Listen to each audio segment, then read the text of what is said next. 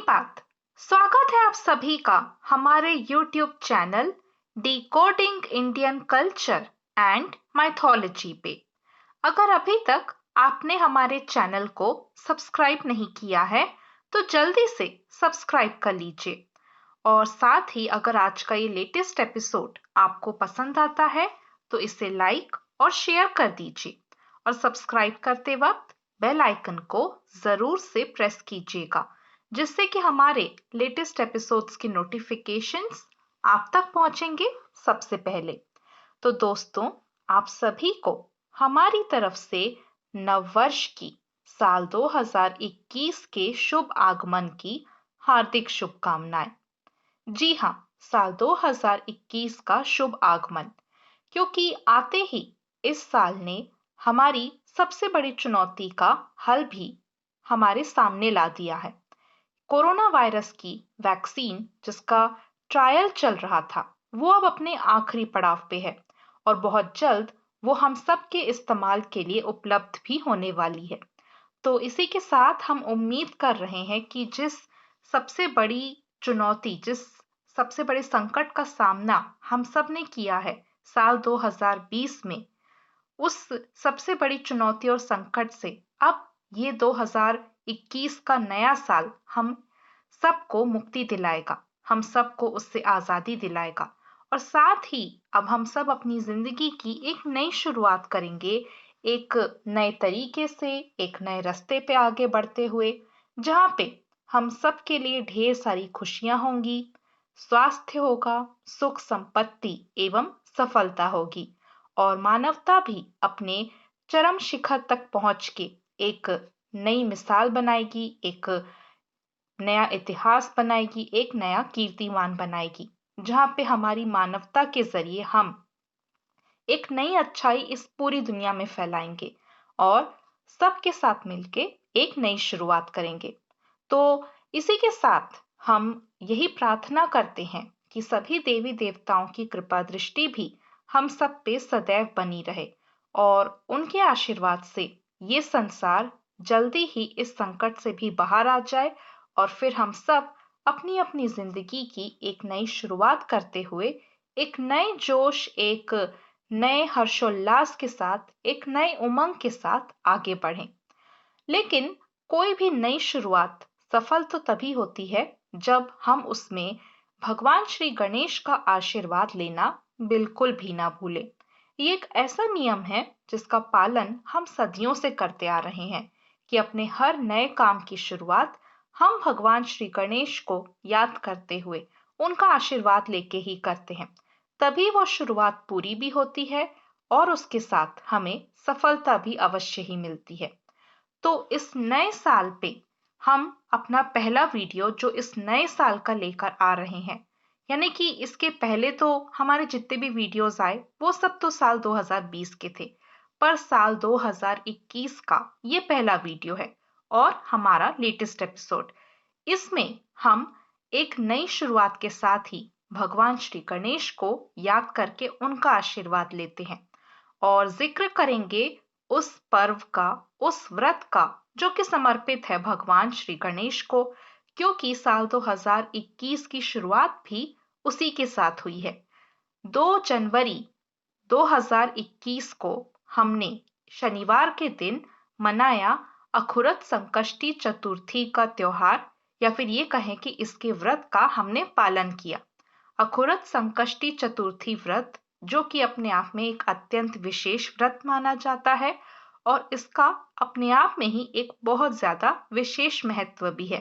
तो चलिए अपने इस लेटेस्ट एपिसोड में हम उसी की चर्चा करेंगे और साथ ही भगवान श्री गणेश का जिक्र करते हुए, उन्हें स्मरण करते हुए, उनके आशीर्वाद से अपने नए साल का शुभारंभ करते हैं। हर महीने की चतुर्थी तिथि को भगवान गणेश को समर्पित गणेश चतुर्थी व्रत किया जाता है। हिंदू पंचांग के अनुसार पौष मास के कृष्ण पक्ष की चतुर्थी तिथि को ही अखुरत संकष्टी चतुर्थी व्रत रखा जाता है। इस साल ये व्रत रखा गया 2 जनवरी 2021 शनिवार को। मान्यता है कि इस दिन भगवान गणेश की विधि विधान से पूजा करने से व्रती की सभी मनोकामनाएं पूर्ण होती हैं और उसके बिगड़े काम बन जाते हैं। कहा जाता है कि अखुरत संकष्टी चतुर्थी व्रत करने वालों के सभी संकट दूर हो जाते हैं। भगवान गणेश के आशीर्वाद से सुख एवं समृद्धि की प्राप्ति होती है। माना जाता है कि संकष्टी चतुर्थी व्रत करने वालों की भगवान श्री गणेश सभी इच्छाएं पूरी करते हैं और उन पे अपनी कृपा दृष्टि भी सदैव बनाए रखते हैं। ज्योतिषाचार्यों की माने तो संकष्टी चतुर्थी व्रत का पालन करने से कुंडली और विवाह से संबंधित दोष भी दूर हो जाते हैं और जिन लोगों को किसी कारणवश शिक्षा संबंधित क्षेत्र में भी किसी परेशानी या बाधा का सामना करना पड़ रहा है, उन्हें भी भगवान गणेश को समर्पित इस व्रत को रखने की सलाह दी जाती है। तो चलिए अब हम जानते हैं कि इस व्रत को रखने के लिए किन विधि विधानों एवं नियमों का हमें ध्यान रखना चाहिए। सुबह स्नान करके स्वच्छ वस्त्र धारण किए जाते हैं और संभव हो तो इस दिन हमें पीले रंग के वस्त्र ही पहनने चाहिए। एक चौकी ली जाती है और उस पे गंगा जल छिड़क के उसे पवित्र किया जाता है। पीले रंग का कपड़ा बिछाकर उस पे भगवान गणेश की प्रतिमा को विराजमान किया जाता है। धूप, दीप, अगरबत्ती और फूल माला भगवान गणेश को अर्पित की जाती है। भगवान गणेश को दूर्वा अत्यंत प्रिय है, इसलिए संभव हो तो भगवान गणेश को दूर्वा अवश्य ही अर्पित करनी चाहिए।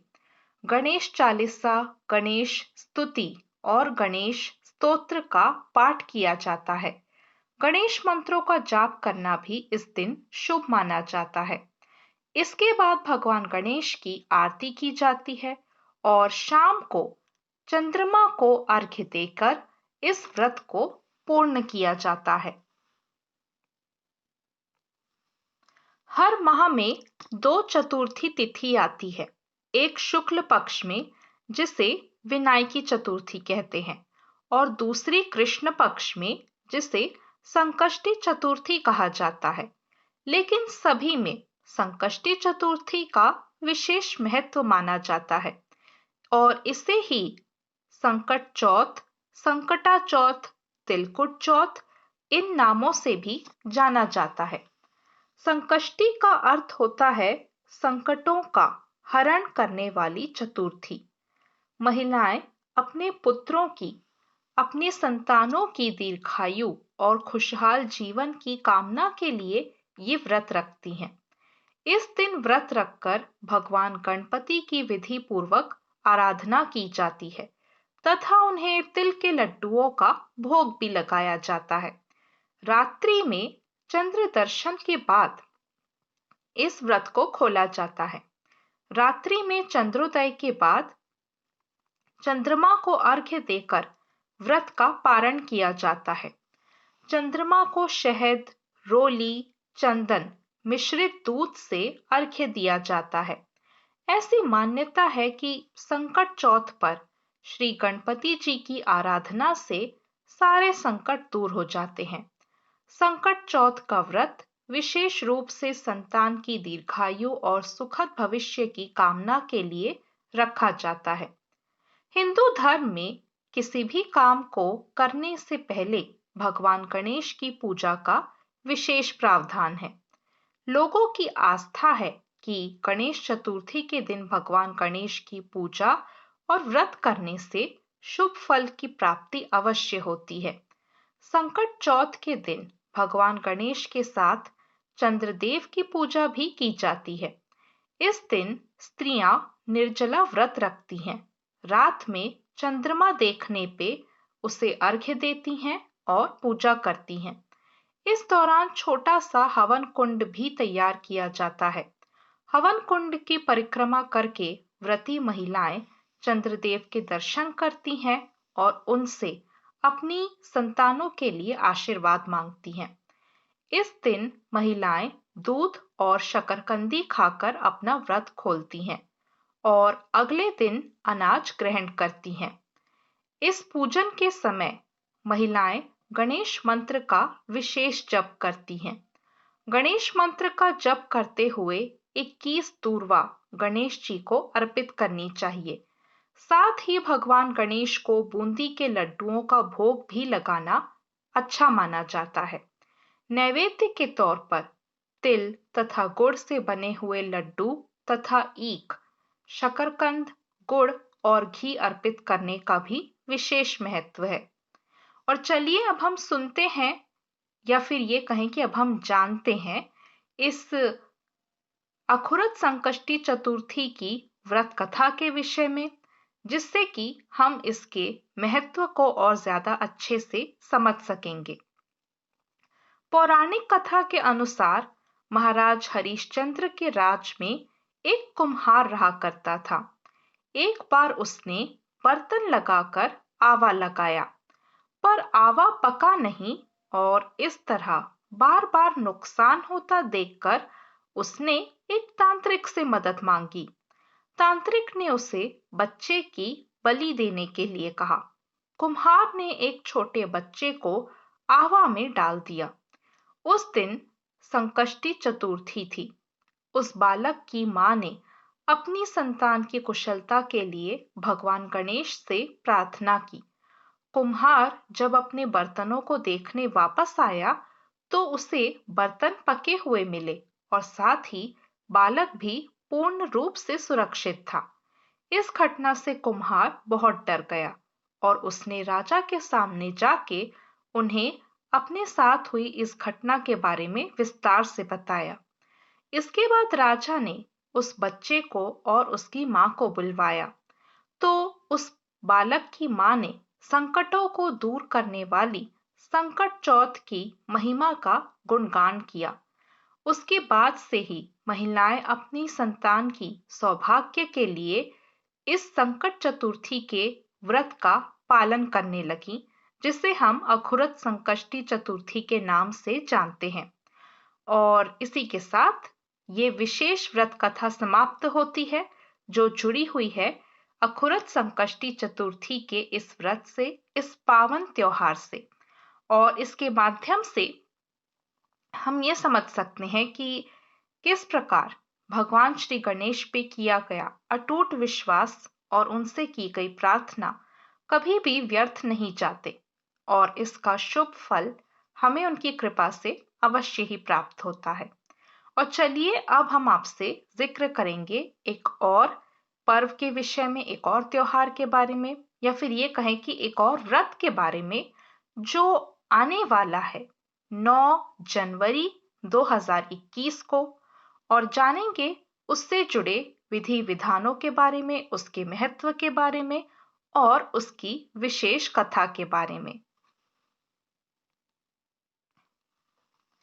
9 जनवरी 2021 को हम सभी एक और विशेष व्रत का पालन करेंगे, जिसे जाना जाता है सफला एकादशी के नाम से। पौष मास कृष्ण पक्ष की एकादशी तिथि को सफला एकादशी कहते हैं। धार्मिक मान्यता के अनुसार कहा जाता है, जो व्यक्ति सफला एकादशी का व्रत रखता है उसकी सभी मनोकामनाएं पूर्ण होती हैं। सफला एकादशी का व्रत भगवान विष्णु को समर्पित है। इस दिन श्री हरि भगवान विष्णु की विधिवत रूप से पूजा अर्चना एवं आराधना की जाती है। हिंदू पंचांग के अनुसार हर साल सफला एकादशी व्रत पौष माह कृष्ण पक्ष की एकादशी को रखा जाता है, और इस साल 9 जनवरी 2021 को ये व्रत रखा जाएगा।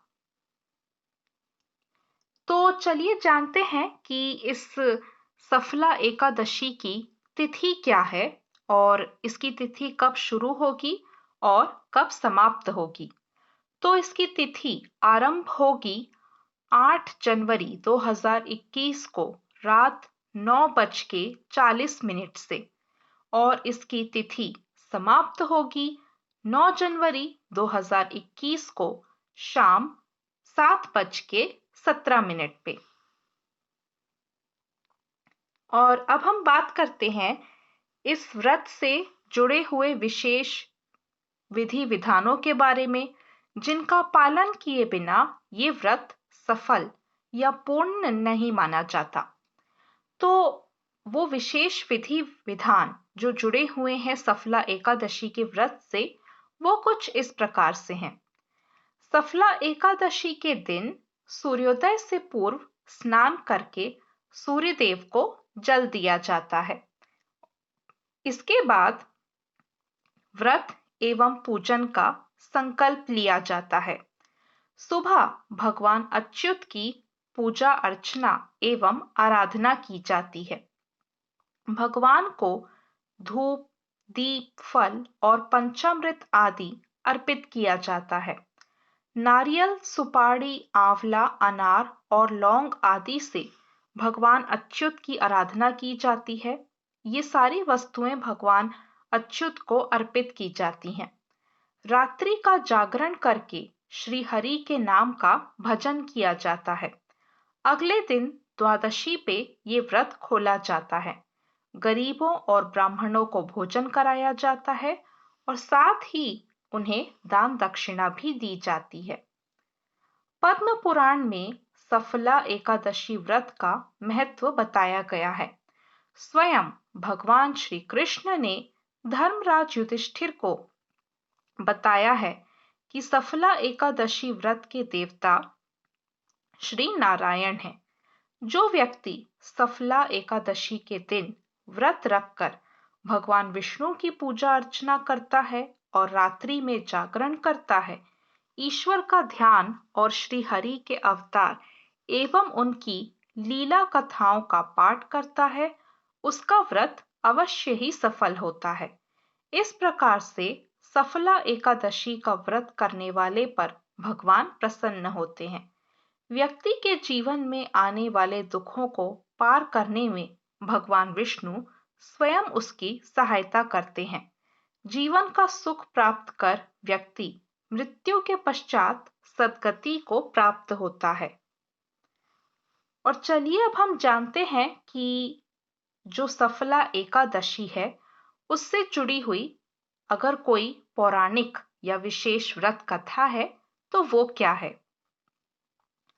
पद्म पुराण में सफला एकादशी की जो कथा मिलती है उसके अनुसार महिष्मान नाम का एक राजा हुआ करता था। इनका ज्येष्ठ पुत्र लुम्पक पाप कर्मों में सदैव ही लिप्त रहा करता था। इससे नाराज होकर राजा ने अपने पुत्र को देश से बाहर निकाल दिया। लुम्पक अब जंगल में निवास करने लगा। पौष कृष्ण दशमी की रात में ठंड के कारण वो सो नहीं पाया। सुबह होते होते ठंड की वजह से लुम्पक बेहोश हो गया। आधा दिन गुजर जाने के बाद जब बेहोशी दूर हुई तब वो जंगल से फल इकट्ठा करने लगा। शाम को सूर्यास्त के बाद वो अपनी किस्मत को कोसते हुए भगवान को याद करने लगा। एकादशी की रात भी अपने दुखों पर विचार करते हुए लुम्पक सो नहीं पाया। इस तरह अनजाने में ही लुम्पक से सफला एकादशी का व्रत पूरा हो गया। इस व्रत के प्रभाव से लुम्पक सुधर गया और उसके पिता ने अपना सारा राज्य लुम्पक को सौंप दिया और स्वयं तपस्या के लिए चले गए। काफी समय तक धर्म पूर्वक शासन करने के बाद लुम्पक भी तपस्या करने चला गया और मृत्यु के पश्चात विष्णुलोक में स्थान प्राप्त किया। तो यहाँ पे हम देखते हैं कि सफला एकादशी व्रत के प्रभाव से एक ऐसा व्यक्ति जो बुरी आदतों से और बुरी जीवन शैली से घिरा हुआ था, वो अंततः उससे मुक्ति पा लेता है।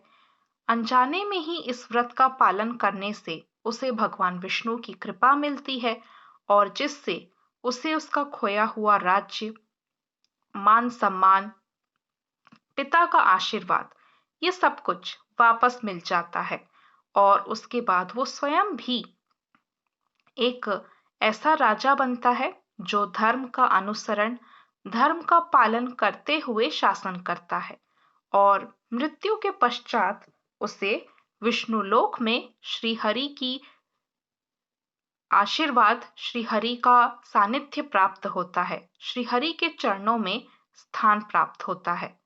तो इस तरह एक ऐसे व्यक्ति का भी कल्याण हो गया जिसके जीवन में वैसे तो कोई उम्मीद नहीं थी कि वो कभी सुधर पाएगा या फिर कभी अच्छा इंसान भी बन पाएगा, लेकिन भगवान विष्णु की कृपा से ये संभव हो पाया। एक पिता को अपना पुत्र वापस मिल गया और उस पुत्र को अपने पिता का स्नेह और उसका सारा जो राजपाट उससे छिन गया था वो भी वापस मिल गया। तो ये है वो विशेष महत्व जो इस सफला एकादशी के व्रत को हम समझ पा रहे हैं, हम देख पा रहे हैं इस व्रत कथा के बाद कि ये जो सफला एकादशी का व्रत है ये अपने आप में कितना ज्यादा विशेष और महत्वपूर्ण है। और इसका जो वर्णन है वो पद्म पुराण में मिलता है, जो स्वयं श्री कृष्ण ने धर्मराज युधिष्ठिर को बताया था, जिसकी वजह से हम ये देखते हैं कि ये व्रत कितना ज्यादा महत्वपूर्ण है और इसका पालन करने से हमें विशेष कृपा की और विशेष फल की प्राप्ति भी अवश्य ही होती है।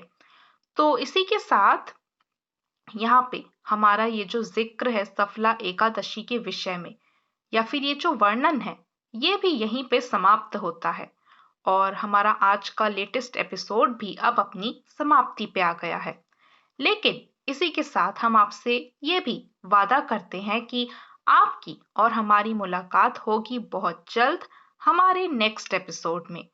तब तक आप सभी श्री हरि विष्णु की कृपा से सफला एकादशी के व्रत का पालन कीजिए, उनकी कृपा के पात्र बन के विष्णु लोक में अपना स्थान सुनिश्चित कीजिए और इस जन्म में, इस जीवन में अपने आप को वैसे ही एक श्रेष्ठ मनुष्य के रूप में सबके सामने लाइए, अपना विकास कीजिए जैसा कि लुम्पक ने भी किया और उसका शुभ फल भी उसे प्राप्त हुआ। तब तक के लिए आप सभी अपना ख्याल रखिए और श्री हरि विष्णु की कृपा प्राप्त कीजिए। Till then take care, goodbye, Tata.